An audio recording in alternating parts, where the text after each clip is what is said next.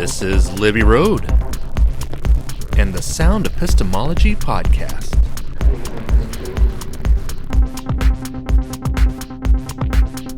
Today on the podcast, we listen in on a Street Epistemology interview I had with my friend Erlee.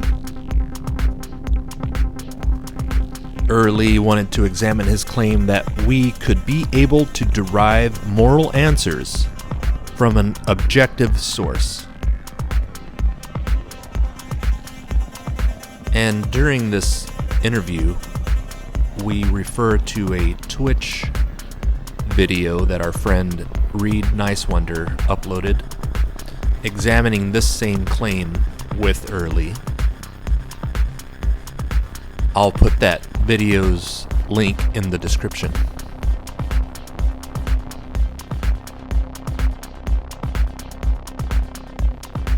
So let's get into it. So I'm here with Erlee on Clubhouse. And just to make sure that we're clear about what street epistemology is, it's a compassionate conversation tool that helps create a space for us to respectfully explore and examine the sufficiency of the reasons and the reliability of the methods you use to support a high level of confidence that a belief or claim you hold is likely true. Okay? And my goal is for both of us to better understand your epistemology regarding this claim that you're about to present. And we are recording it. And so do I have your consent to record and upload this? Yes. Okay, great. All right. Before I hear the claim, are you familiar with the tic-tac thought experiment about your relationship with truth or reality?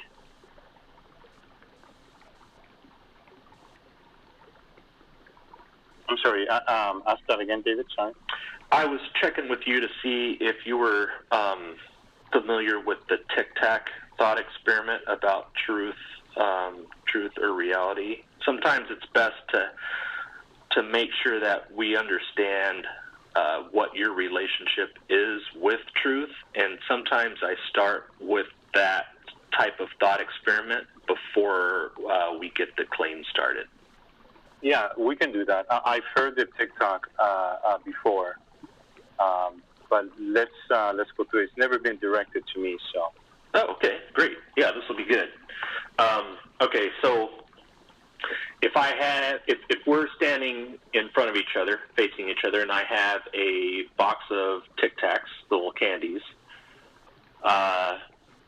would you agree that there's either an even number or an odd number of Tic Tacs in the box the way we defined numbers? Yes. I would agree that it's either odd or even, yes. Okay. And if we were to pour out the Tic Tacs and we counted 100, and we counted to 100, several times, enough for us to be confident that there were actually 100 in there, and somebody walked up to our conversation and told us that there was an odd number of Tic Tacs in the box, would they be mistaken, the way we define odd and even? If somebody walked up and said there are an odd amount, they would be incorrect according to what I saw, but I would ask them, why do you say that? And you can show me why you're saying it. Okay, great. But they would be wrong. Okay, got it. Awesome. Okay. So go ahead and state the claim that you think is true. And while we do that, real quick, I wanted to ask you if you got my message about the recommendation of writing down your claim so that sometimes it helps to write it down on paper because it requires a different part of your brain to comprehend it, and sometimes that can offer insight into maybe formulating it more clearly the way that you want it to be. You know what? I did get that message, and that's actually a good idea. I unfortunately have not done that, but that is a good idea because you're right. You do use a different part of your brain to write things down. So, yeah, that would have been nice actually, but I did not do that. No problem. Cool. So, all right. So let's go ahead and let's go ahead and do that. What's your claim? And I'm going to write it down on my form here. Okay. So my claim is that we should be able to derive morality answers from an objective source. That source being our biology and nature. Okay. We should be able to derive moral answers. Yeah. Objectively, is that what you said?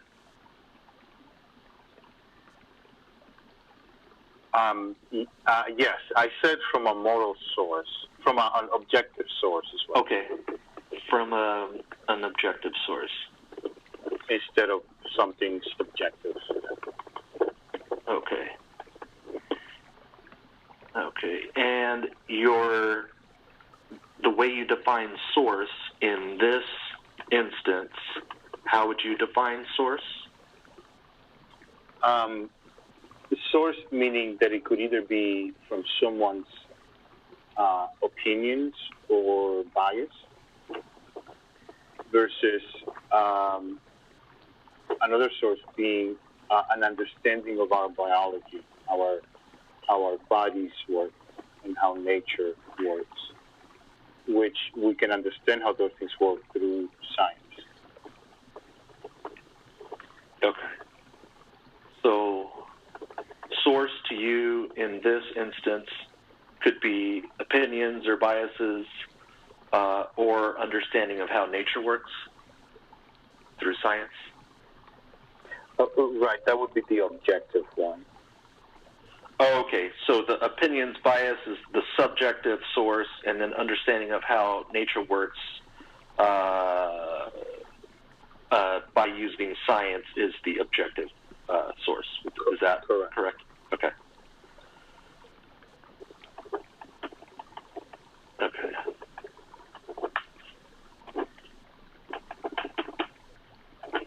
Okay. And okay, so the claim we should be able to derive moral answers from an objective source such as the understanding of how nature works by using science. Right, and I want to just clarify that the reason why I usually mention biology first is because it's mostly centered around humans, right? And so it's the understanding of how our human body works, how our minds work. That will be the primary source. And then from there on, you have things like nature and environment. Okay. So we should be able to derive moral answers from an objective source, such as understanding of how biology works.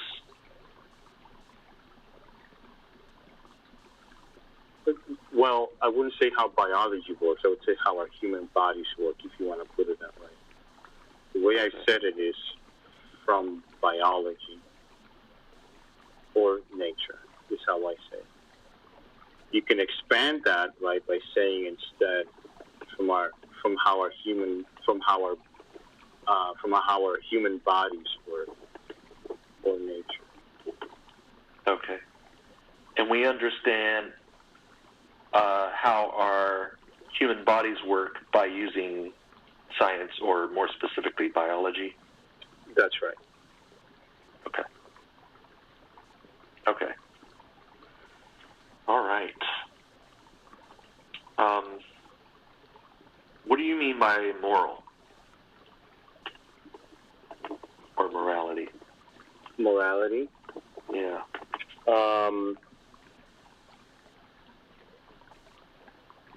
The way I put it was moral answers.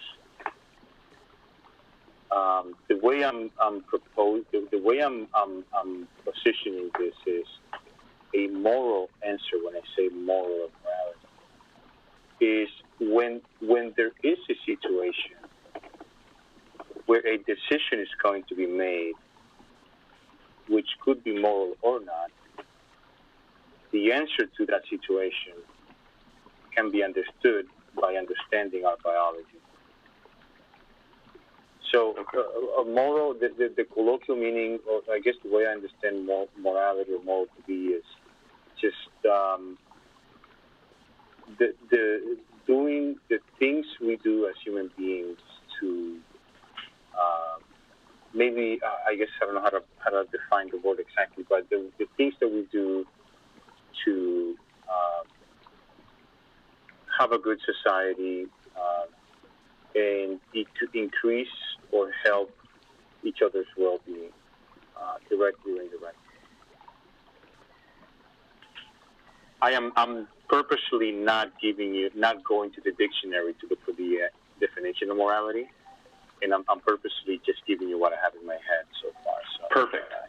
Perfect. That's even better because we're exploring your claim and your definitions, and we're using your definitions of whatever terms you're using to describe that claim. So that's right. That's fantastic. So, do you have an example of a moral answer? Yeah. And it doesn't necessarily have to be. It doesn't necessarily have to do with your claim. I'm just checking to see what how you would describe what a moral answer is. Yeah. A moral answer would be, the thing is that for any situation where there is, where someone has to make a decision that is either moral or immoral, I'm putting the situation in the form of a question and answer. So, for example, I think I mentioned to you before the situation of a man. We actually ran into a man in Clubhouse that was defending his right to have sex with his wife even when she didn't want to, because his religion says that the woman owes a man sex. And so in that situation there would be a question: is it moral for a husband to force his wife to have sex with him when she doesn't want to? And so in that case, that's something like a yes or no question. So then the answer would be yes or no. It is yes, it's okay to do that, or no, it's not okay to do that. Okay. And what would be your answer to that? My answer to that would be that no, it's not okay to do that. Okay.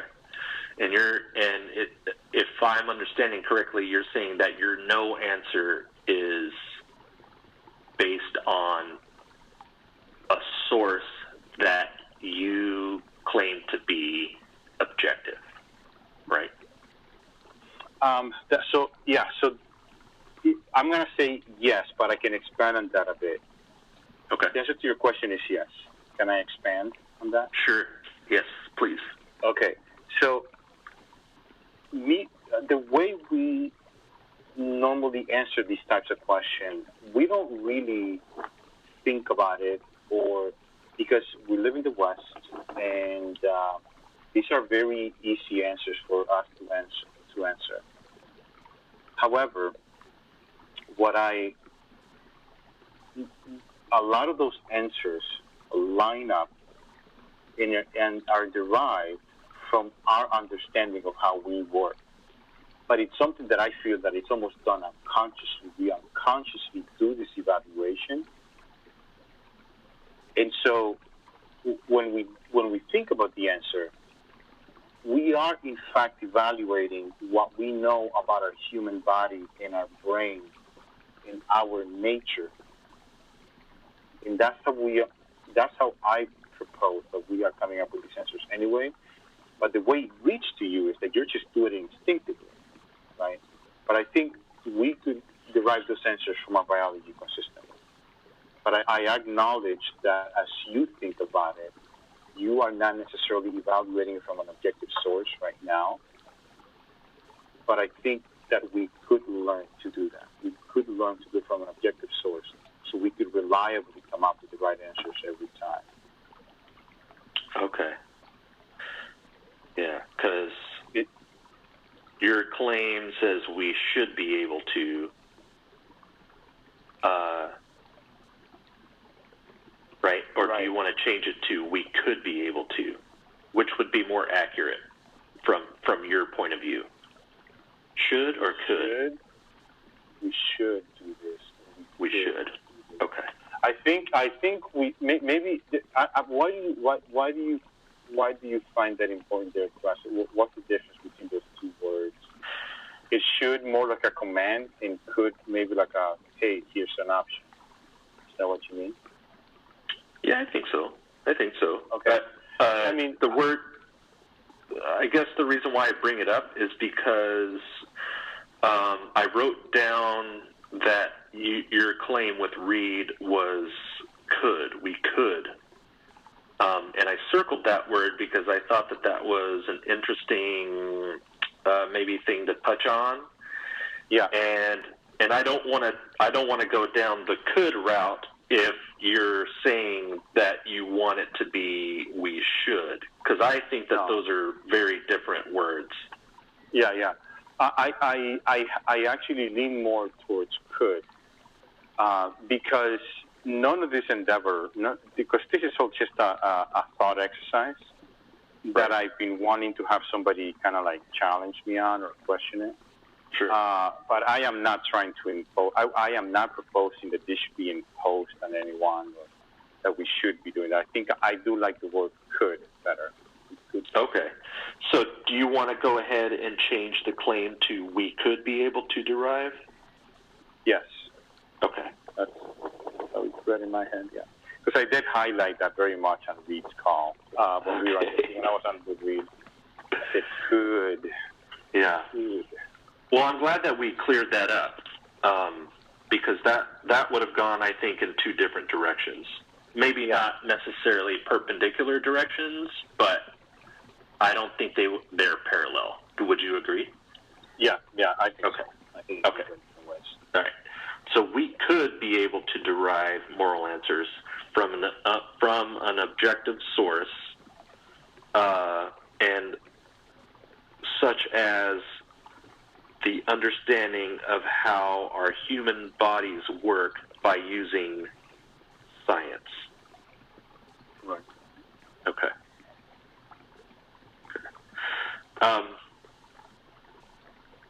So could is also a lot different than is.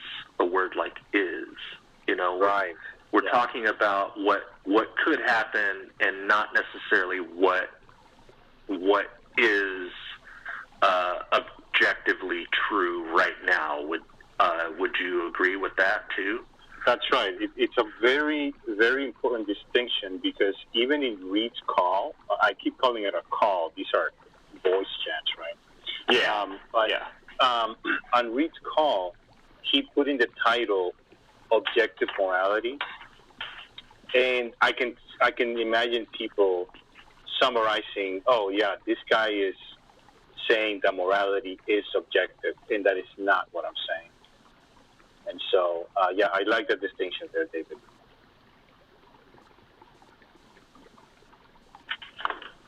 Great. Yeah, I think that's important. And I think to add to that, the room that Reed created.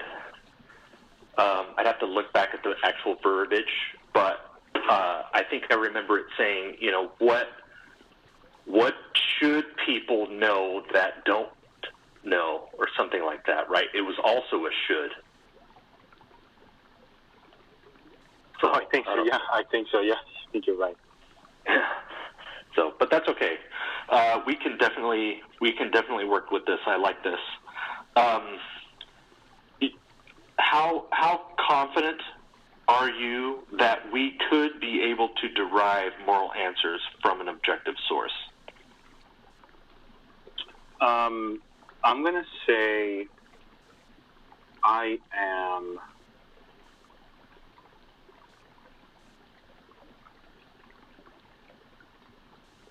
I'm going to say maybe about 90% sure. I'm going to put it at 90% sure. 90 out of 100? Yeah. Okay. 90. Yeah, 90. Okay. All right. And what is your level of importance to believe true things? Like, how important is it to you to be believing things that are true? On that same scale, 0 to 100. I'm going to say that it's like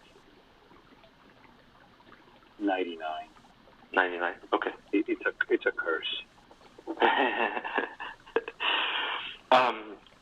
Feel free to change your confidence in these two things anytime you'd like. Just let me know if that happens, okay? Okay.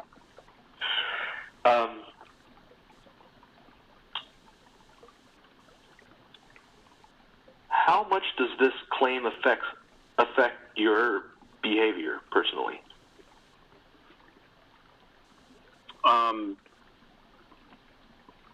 Well, not much, to be honest, because, like I said, this is more of a thought exercise for me.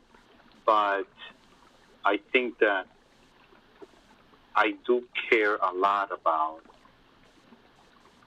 quite a lot about having these moral answers. So, like, I sometimes, get emotional when I hear some of these stories of things that still happen in other countries, or things that happen right here at home. When I say at home, I mean in the U.S., where, especially with religion, where religion plays an influence in this. This gentleman that was doing this was of a certain religion, and it was because of the religion that he felt kind of like emboldened to actually make this claim that it was his right to do this. So you're talking about the husband. You're talking about that the husband was saying that it was his moral right to have sex with his wife when she may not want to. That's right. Okay. Yeah. Okay. But this claim, whether it's true or not, would not have a lot of effect on your behavior. Is that accurate? Is that an accurate summary? I mean, yes, that's right. It doesn't. Just because of the nature of the claim. The nature of the claim has something to do with something that we could do in the future. Right. Normally, these SE sessions are done with people that have beliefs that are part of their current life, right? I believe in God, or I do not believe in God. I'm an atheist. Yeah. And so it currently doesn't play a role, but morality does, and I think that is very important to me. And my daily life, yeah. It's an interesting claim because, like I said, like we were saying before, it's a claim about what could be and not necessarily what is currently. Right. Okay. Yeah. Okay. So, if you had to choose a number from 0 to 100 about how much this claim affects your behavior, would you be comfortable attaching a number to that, or we can skip that? It doesn't matter. I'm giving you the opportunity to maybe put that down. It may be best. I'll put it on your lap again. It may be best to skip it. I say, because I'll answer it if you want me to.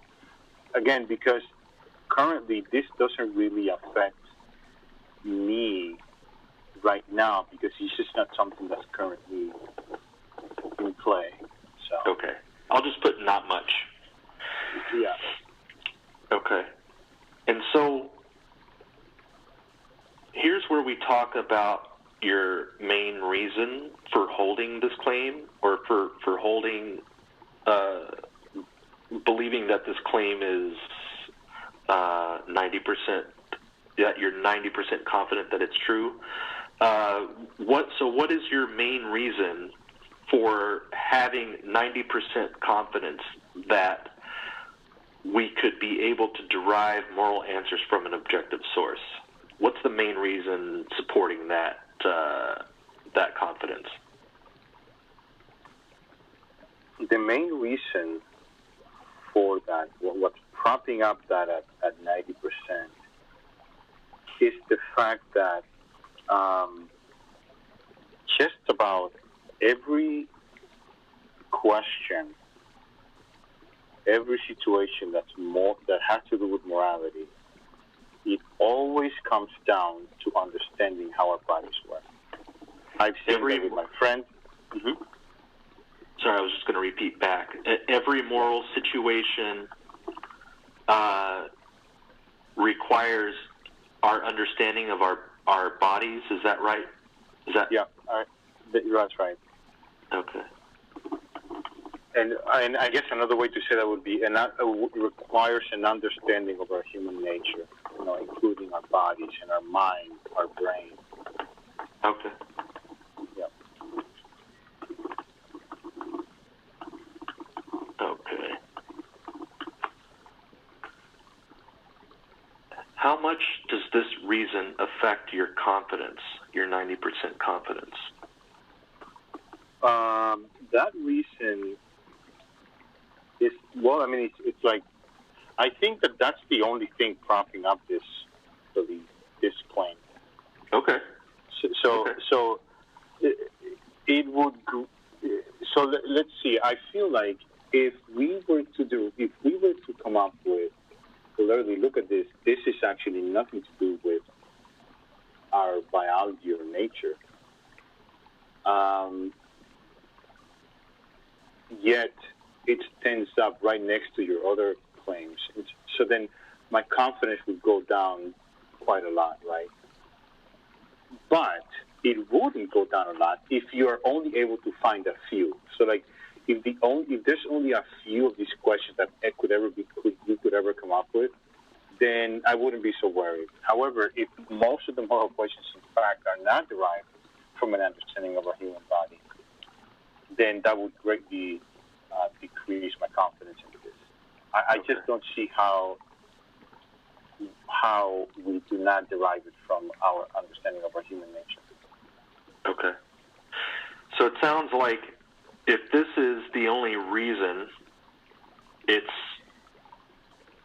sounds like it's propping up your belief quite a bit. Like, where would you put it on that scale? Because your confidence level that the claim is true is at 90. Mm-hmm. Where would you put I think I know what you're asking. Much it affects how much the reason affects the confidence? I think, man, if it's not 100%, it's maybe 95%. But I really think it's 100% as of right now. And you said that I can change it later, so I'll change it later if I need to. Perfect. But as of right now, I'll put it at 100%. Okay. Yeah, if you find out that you want to change it, just let me know. Will do. Cool. All right. So why do you accept that this reason is sufficient to inform the claim to a 90% confidence? Why is this a good reason, in other words? Why is this a good reason? It's a good reason because at the end of the day, things that have to do with morality have to do with doing the right thing or the wrong thing, which has to do with making us increasing our well-being or decreasing our well-being. And all of those things are work against a certain part of our nature or biology. If something good is done to us, it increases our happiness or fulfillment or joy. If something immoral is done to us, then it decreases our joy or happiness. So I see a direct correlation between like morality and how I feel about what's being done to me, or what's happening to me, or what I'm doing to somebody else. Okay. All right. So just to do a quick recap here, you're saying that we could be able to derive moral answers from an objective source. You're 90% confident of that being true. You're 99%. The importance to believe true things is 99%. The level about how much this claim affects your behavior is not much, and the main reason why, or the main reason supporting this belief and this confidence is that every moral situation requires understanding of our human nature, body, and mind.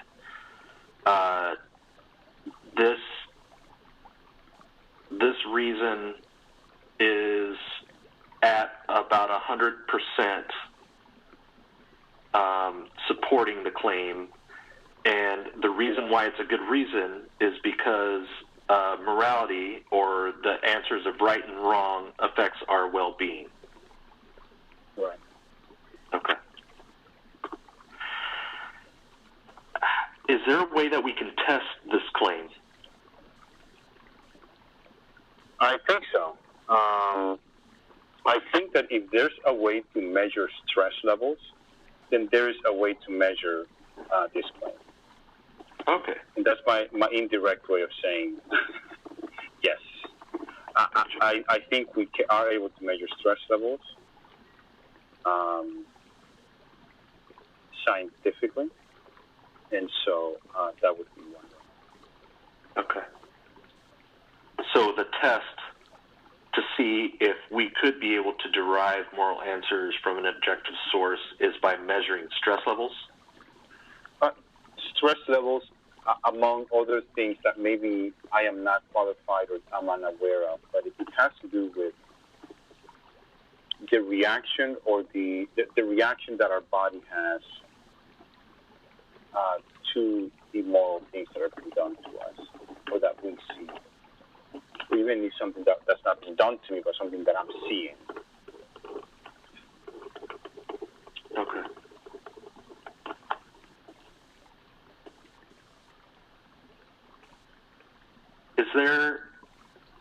Is there any information that you would be able to acquire that would falsify this claim?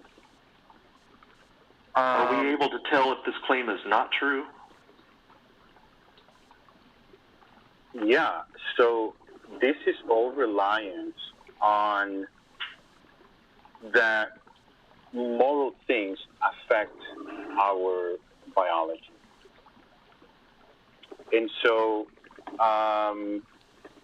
if something immoral, if there are things that are immoral, but do not affect us in any way, then I guess, and let me change that. I'm pretty sure that we could find minor things that are immoral technically, but that don't affect us.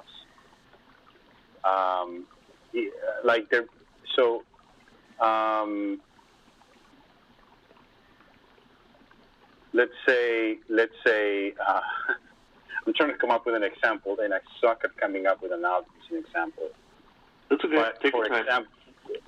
For example, I'm driving and there's a car behind me, and I have a drink, a milkshake, in my hand, or a Coke, in my hand and I throw it knowing that it's going to hit the other person behind me, that's not right.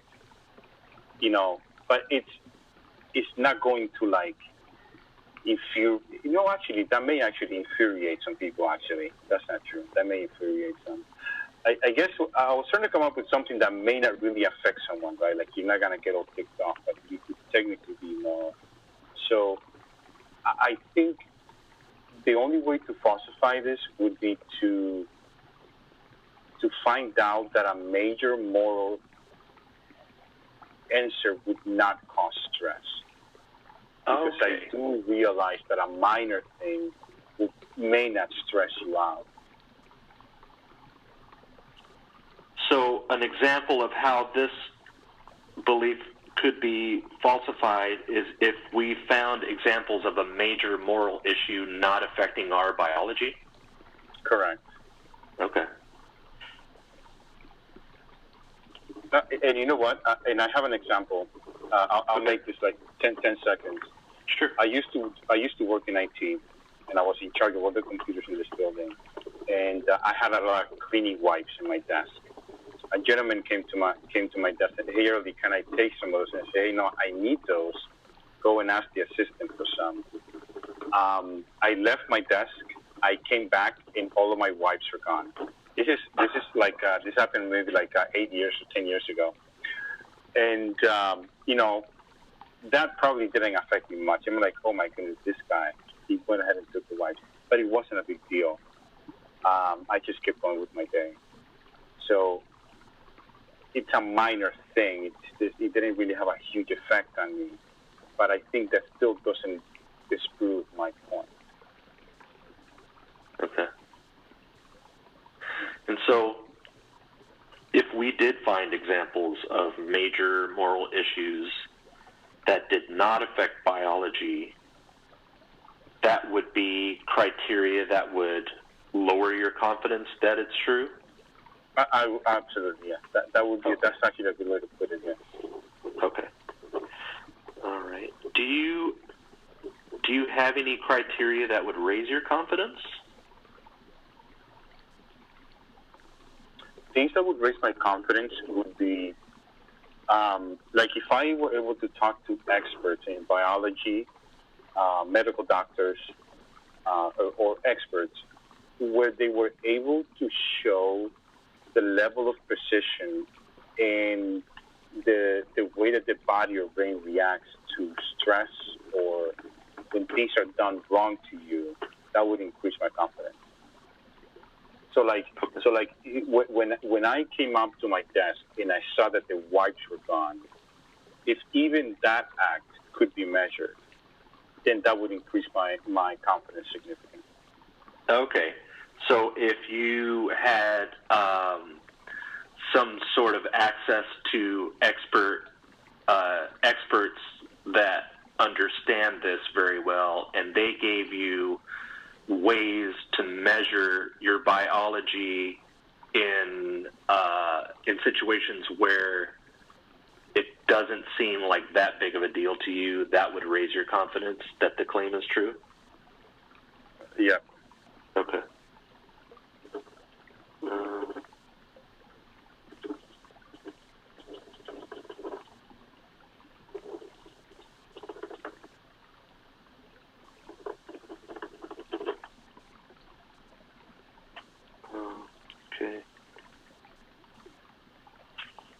Okay. Awesome. That basically takes care of all the questions I have. We identified the claim. We identified how confident you are in the claim. We identified how much this claim affects your behavior. We got your main reason. We got the level of how much this reason affects your confidence. Why the reason is a good reason. We talked about testability, falsifiability, and criteria that would raise and lower your confidence. That's right. Cool. So, are you still at 90% confident that the claim is true? Has that gone up or down or anything? I think I maybe a little bit more because, just as I thought about those two examples, someone tossing a cup full of Coke, or somebody taking the wipes off my desk. I'm like, I actually think that can be measured. Like if it came down to it, that can be measured. Mm-hmm. And so I think it might have increased a little bit just because of the questions you were asking were making me think about it more. But I would say maybe 1 or 2%, because I am not an expert, and so I don't have a lot of confidence in. I don't have much more confidence to give from my own knowledge. I think the rest would have to be experts. So you'd be possibly at 91 or 92 now? Right. Okay.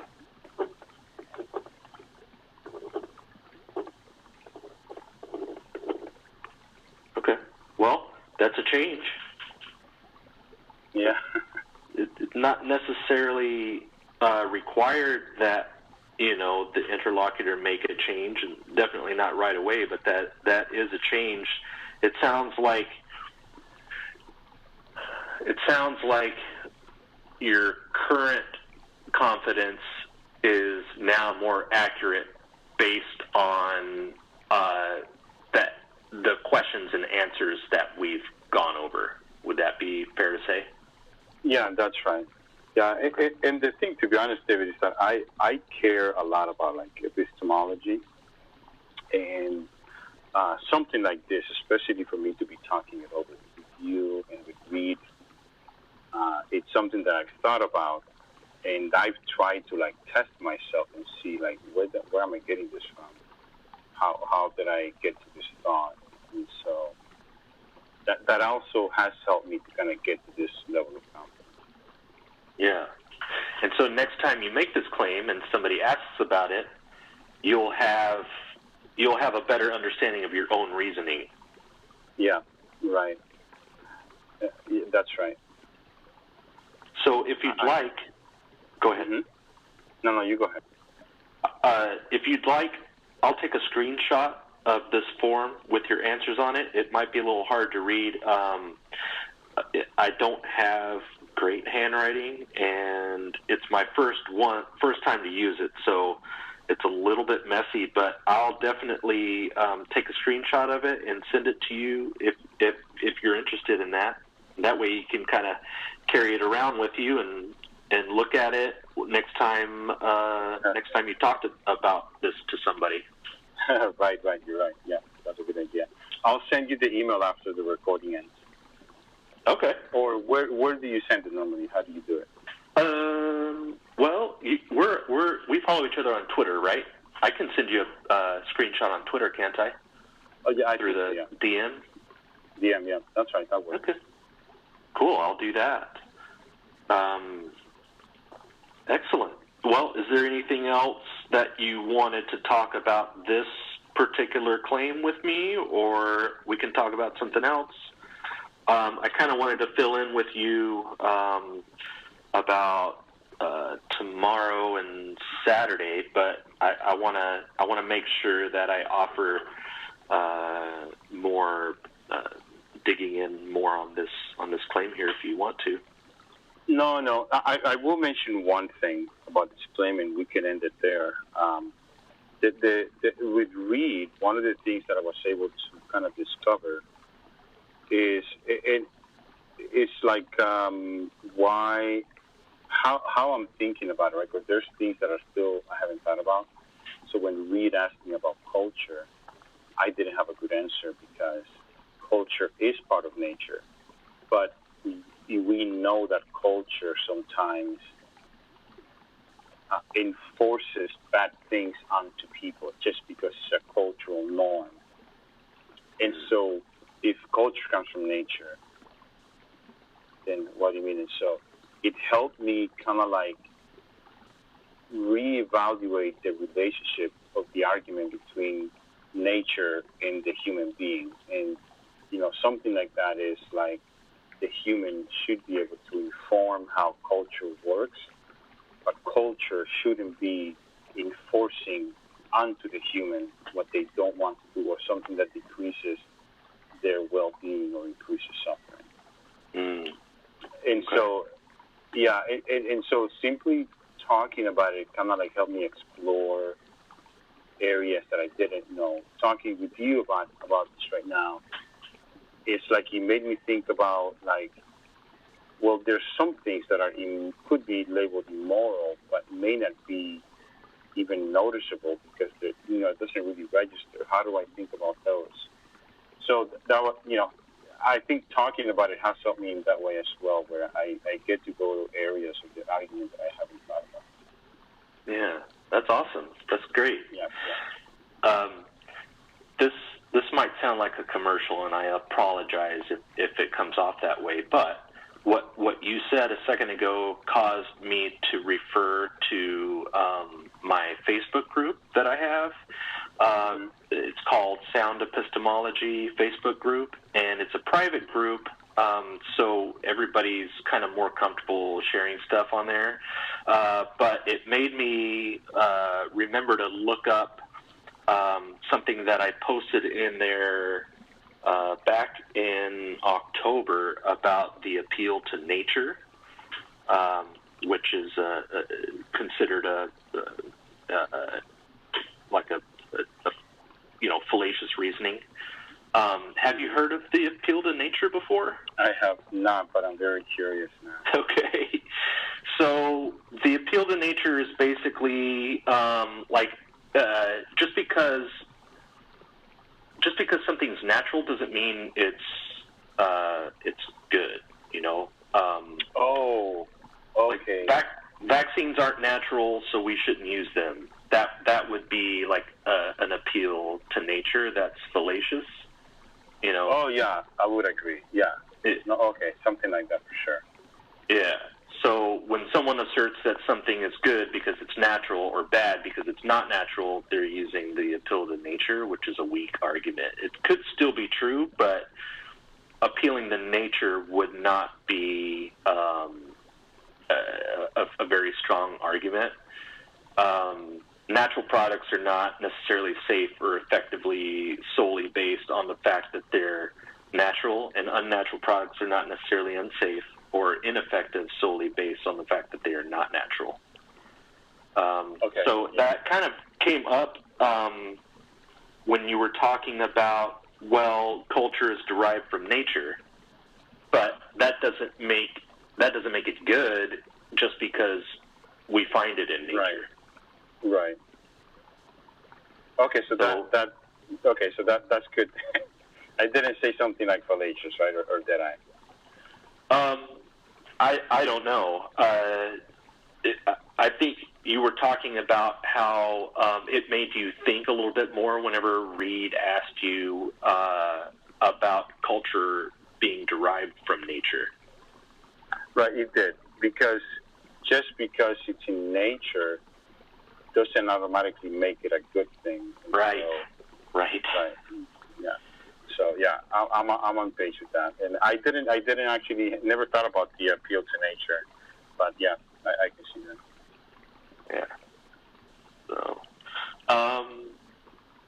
is there any feedback you can give me about my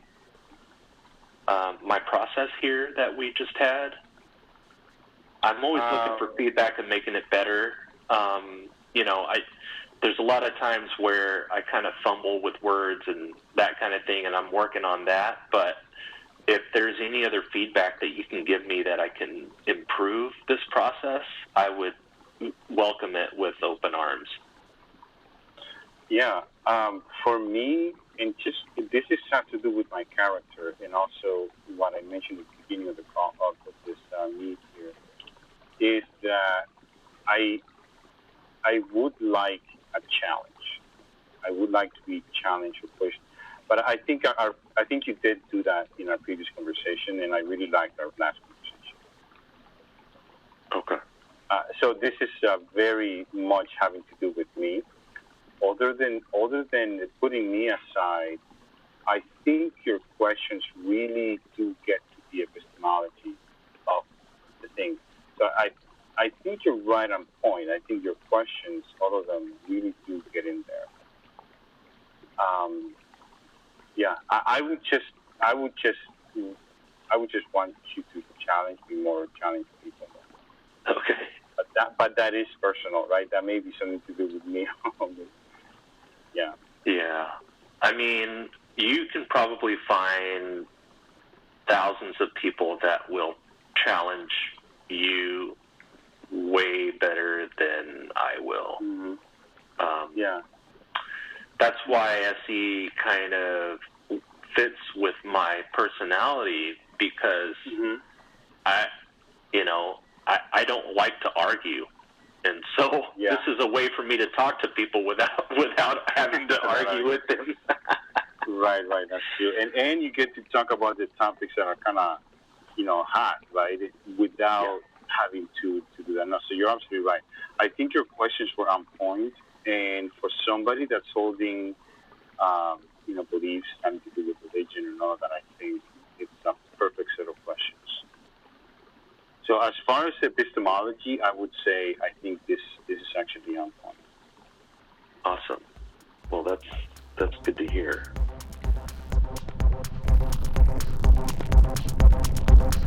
And there you have it. I want to make a special shout out to Erlee for stepping up and helping us out with the Street Epistemology Clubhouse room. You can join our conversations on Clubhouse Saturday afternoons. Take care, and until next time, keep asking questions.